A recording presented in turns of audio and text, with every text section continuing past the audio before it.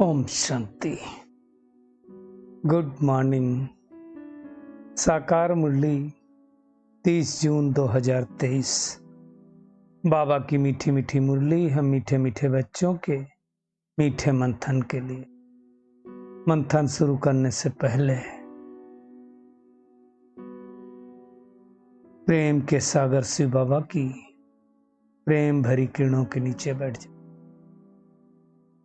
और अनुभव करते हैं कि मैं प्रेम स्वरूप आत्मा हूं, प्यार के सागर की संतान हूं।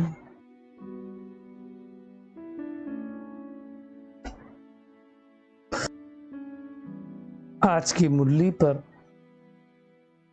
जिसमें बाबा ने बहुत ज्यादा जोर दिया है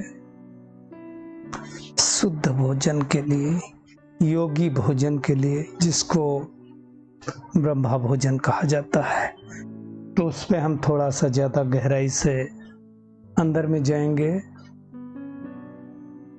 साथ साथ बाबा ने इस बात पर बहुत जोर दिया है कि मीठे बच्चे, अब इस पुरानी दुनिया और पुराना मांडवा, इससे दिल हटा लो। क्यों? क्योंकि अब तुमको हमारे पास वापस जाना है, भगवान के पास जाना है। इसलिए अब क्या करो, घर को याद करो। तो हम अभी भोजन के बारे में थोड़ी सी चर्चा करेंगे गहराई से। क्यों बाबा ने कहा कि अच्छी अवस्था बनानी है तो भोजन पर बहुत ध्यान देना है, और सेंसिबल जो बच्चे होंगे अपने हाथ से योग में रहकर भोजन बनाएंगे और खाएंगे। हम सबको पता है, बचपन से हम सब देखते हैं, प्रसाद जो मंदिर में मिलता था या कोई पूजा पाठ होती थी, तो उस प्रसाद का अगर थोड़ा सा भी पाठ मिलता था तो बड़े प्यार से हम उसको मत्थे में लगा करके और एक एक कना कना दाना, मतलब छोटा थोड़ा पार्ट सबको देते थे। क्यों? ऐसा क्या होता है प्रसाद में जो हम चाहते हैं कि हर एक को मिले? तो हम सबको पता है कि प्रसाद अर्थात परमात्मा की, भगवान की याद किए गए प्रकंपन उसमें होता है, और तो कुछ नहीं होता है। अब देखिए, हलवा तो एक घर में भी बनता है, एक मंदिर में बनता है और एक होटल पे भी बनता है।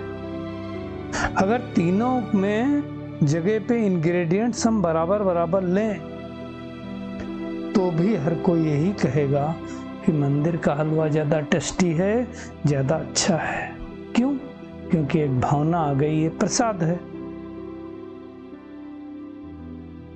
घर में माँ ने बनाया तो माँ की भावनाएं हैं, प्रेम है उसमें। लेकिन होटल में बनाया तो क्या है? वहां पर होटल में बनाने वाले के पास यही संकल्प है कि हम कमाएं तुम खाओ। तो उन भावनाओं के कारण उसका टेस्ट उतना अच्छा नहीं होता है। अब यही बात भोजन के साथ भी लागू होती है। भोजन सपोज किसी रेस्टोरेंट ने बनाया तो उनके अंदर वाइब्रेशंस कौन से होते हैं? निगेटिविटी के ही होते हैं, एंजाइटी के ही होते हैं कि आज कितनी प्रॉफिट होगी। और एक बहुत इंपॉर्टेंट बात, अगर रेस्टोरेंट में चावल बच गए, शाम के सुबह खिलाने हैं, तो उसको बिरयानी बना के खिला देंगे। ताजा जरूरी नहीं है, समझने की बात है ये। वो क्यों खराब करेगा? वो अपना क्यों नुकसान करेगा? कोई सब्जी बनाई, उसमें अगर कुछ गिर जाए तो थोड़ी ना फेंकेगा, उसको हटा देगा बस। तो ये बहुत सारी चीजें हैं। तो भगवान क्यों कहता है, कोरोना में तो हम सब लोगों ने देख लिया कि तुम जब अच्छी भावना के साथ बाबा को याद करके, भगवान को याद करके कि मैं भोजन बनाने जा रहा हूं, और फिर उसका आवाहन करेंगे, उसकी किरणें डालेंगे, साफ सफाई करके, प्रेम से बैठ करके, और जब ये भावना रहेगी कि ये भोजन मैं भगवान को अर्पण करूंगा, तो भोजन नहीं रहेगा, वो प्रसाद बन जाएगा, जिसको ब्रह्मा भोजन कहा जाता है। और जब प्रसाद बन जाएगा तो इतना इतना देने की क्या जरूरत है? भर पेट अगर कोई रोज प्रसाद खाए तो उसकी मन और बुद्धि कैसी हो जाएगी। इसलिए बाबा ने कहा है कि बाबा की याद में भोजन बनाएंगे तो बाबा भी वासना लेंगे। खाता तो नहीं, भगवान निराकार है वो। तो इस बात का हमें बहुत ध्यान देना चाहिए कि हमें जो भोजन बनाना है वो बाबा की याद में बना हो, बाबा को भोग लगा करके तभी हम उसको स्वीकार करें। इसलिए खाने वाले की भाव भावना के ऊपर बहुत कुछ डिपेंड होता है। एक बार की बात है, आप लोगों के साथ शेयर करूंगा कि एक भाई थे जो सेंटर पर आते थे, तो उन्होंने बताया कुछ दिनों से मुझे सपना आ रहा है कि जैसे हमारा घर ये बिक गया है, गिरवी चला गया है और हम झोपड़पट्टी में कहीं घूम रहे हैं, मकान किराए पर ढूंढ रहे हैं। पता नहीं ऐसा सपना क्यों आता है। तो बहनों को भी समझ में नहीं आया। फिर कई दिनों तक उनको जब चलता रहा तो उन्होंने बताया एक चीज बताओ, खाना आपके घर में कौन बनाता है? तो बोले वो काम वाली आके बनाती है। तो बोले उसको आज आप बात करना कि उसके मन में तो कुछ नहीं चल रहा है। तो उसको पूछा तो उस काम वाली ने जो बताया बड़ा चौंकाने वाला था कि मैं जहाँ रहती हूँ उस मकान मालिक ने मुझे कहा है मकान खाली कर दो, तो मैं पिछले 1 हफ्ते से मकान ढूंढ रही हूँ और 1 हफ्ते से उनको सपना आते थे। तो ये जब खाना बनाती थी तो उसके बारे में सोचती रहती थी। फिर उन्होंने कुछ पैसे दे दिए, मकान मिल गया, सपने बंद हो गए। तो ये इतना सटल है, इसलिए बाबा इसके ऊपर ध्यान देते हैं। तो जब हम भोजन की बात कर रहे हैं, शुद्ध शाकाहारी की बात कर रहे हैं, उसमें भी परमात्मा की याद में रहने की बात कर रहे हैं, तो फिर हम तामसिक भोजन के बारे में तो सोच ही नहीं सकते हैं, राजसिक के बारे में सोच ही नहीं सकते, हम सात्विक की बात कर रहे हैं। तो बाबा ऐसे बच्चों को कहता है बहुत उन्नति मिलेगी। भगवान ने आकर के सब बातें हमको बताने, दुनिया नहीं जानती है। बाबा निराकार है ना, उसके कितने ढेर बच्चे हैं। अब ये कोई निराकार परमात्मा के सिवा नहीं कह सकता है। तो बाबा कहता है तुमको मैं अब पाप आत्माओं की दुनिया से पुण्य आत्माओं की दुनिया में ले जा रहा हूँ। और पुण्य आत्मा किसको कहा जाता है? सत्य को कहा जाता है। तो बाबा कहता है तुम्हारे पास जो भी देह सहित देह के जो संबंध हैं उनको बुद्धि से भूलना, वैराग्य आना चाहिए।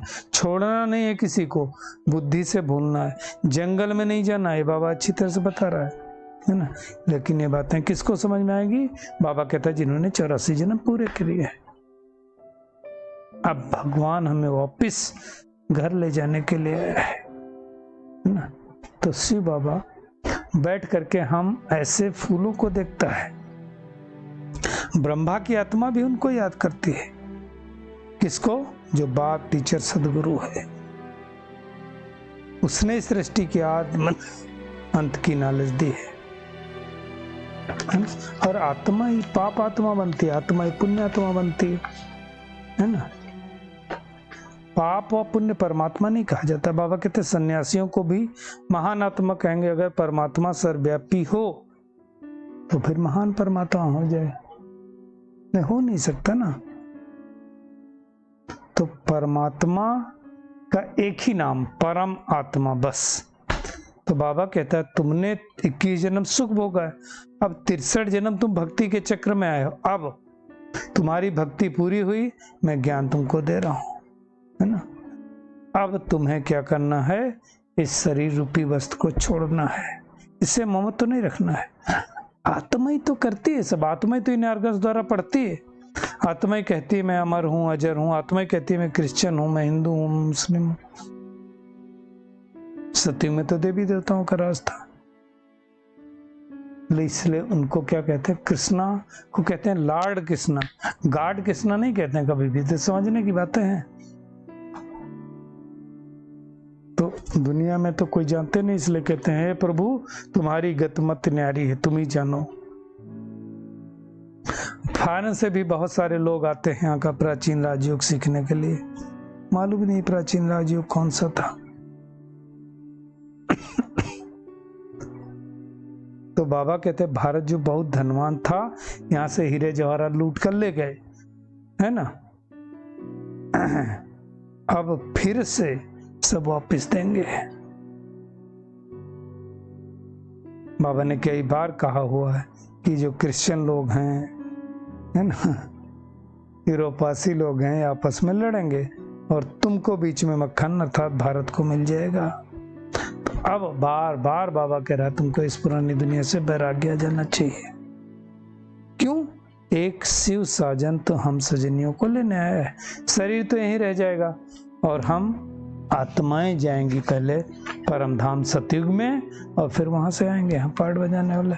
बाबा ने कहा कि देखो रक्षाबंधन का भी उत्सव यहाँ है, होलिका दहन भी यहीं होता है, रावण को जलाने का उत्सव भी है यहीं होता है। तो बाबा ने बताया सारी सृष्टि पर इस समय रावण का राज्य है, रावण का घर है, सब शोक वाटिका में बैठे इसलिए तो दुखी हैं। तो सबसे ममत्व मिटा देना चाहिए।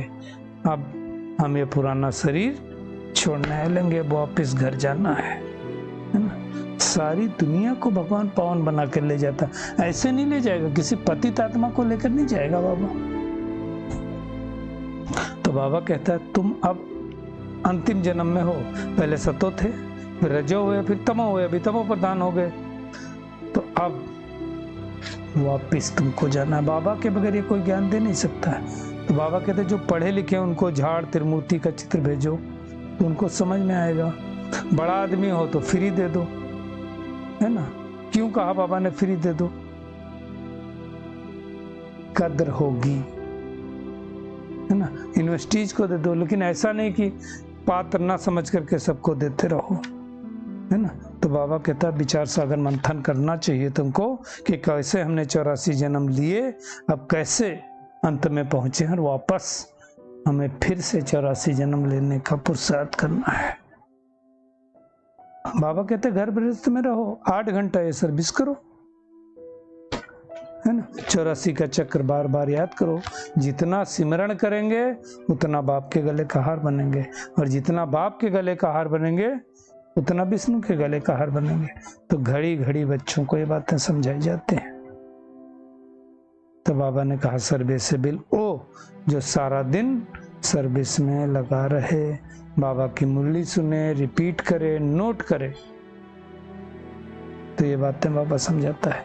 टीचर समझते हैं हमारे स्कूल में बहुत पास हो निकले तो गवर्नमेंट चापा देगी, खुश होते हैं। तो यहाँ भी तो ऐसे है ना। ब्राह्मण बच्चे क्या चाहते हैं कि हम बहुत सारे ढेर के ढेर बच्चे बाबा के पास लेकर जाएं। बाबा ने आज कहा आराम तो हराम है। टीचर ऐसा फुर्त होना चाहिए जो 10 सेंटर संभाले, इधर उधर भागता रहे। 5-6 घंटे नींद काफी है, बाकी भाई बाबा कहते मेहनत तो करना चाहिए। और भगवान की याद में प्रेम से बैठकर भोजन बनाए, बाबा को भोग लगाए। तो आज क्या करना है? एक तो अपने आप से वादा करना है कि हमें अच्छे प्रकंपनों वाला बाबा की याद में बना हुआ भोजन ही ग्रहण करना है। पालौकिक बाप से वर्षा लेने के लिए विचार सागर मंथन कर बुद्धि को भी जी रखना है। और ये ध्यान दें कि हम शोक वाटिका में हैं, अब वापिस हमें घर जाना, इसलिए इस पुरानी दुनिया से ममत्व मिटा देना है।